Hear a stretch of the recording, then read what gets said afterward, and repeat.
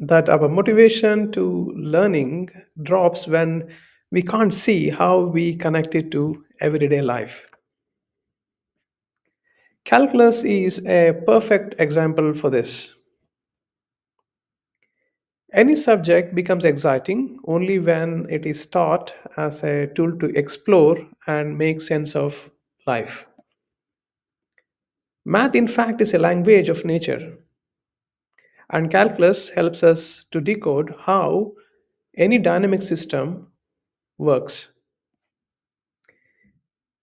If you ask me for examples, I would say things like the growth of a tree, storms, rising waves, or population changes, or anything that one may observe in nature.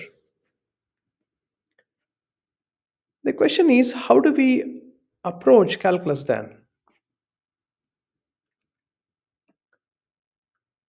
The first step is to model the current trends, and in the second step, we can apply whether it is integration or differentiation to predict future or trace the past. So, in a way, the calculus is like a tool for time travel, is it?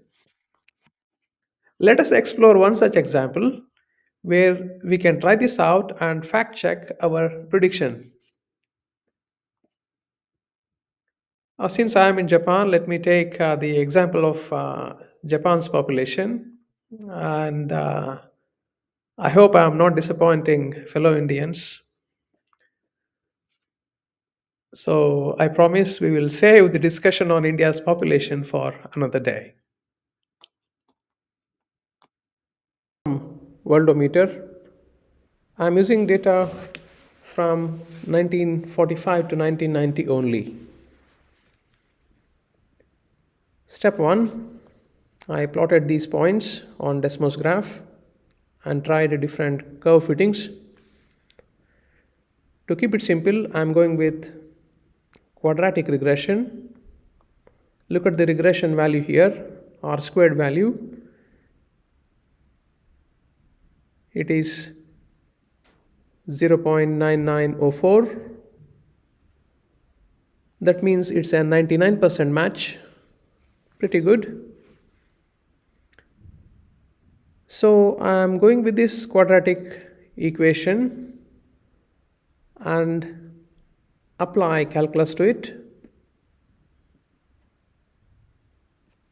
I'm applying calculus, that is differentiation here, to peek into the future. I'm equating gradient to 0. I'm getting a value of 2008.8. Remember, a year has 12 months, not 10. So roughly zero point 0.8 times 12 is 9.6. That is the 10th month. So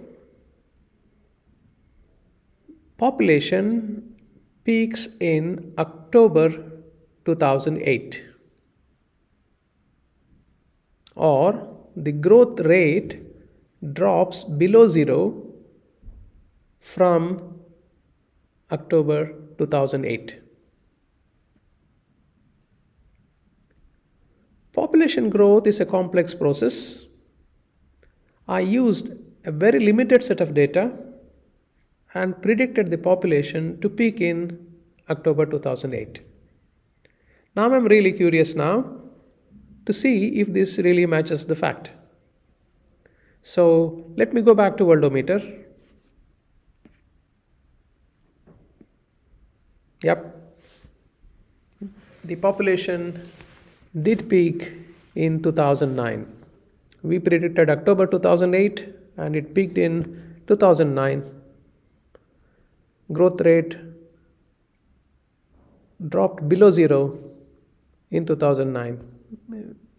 We are pretty spot on, aren't we?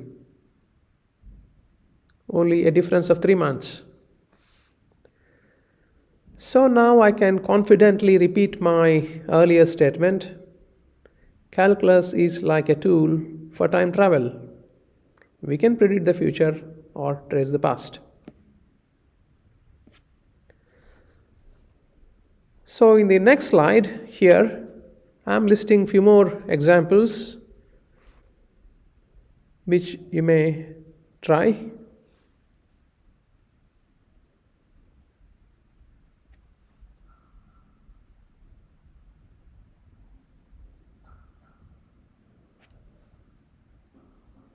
And these three are on integration.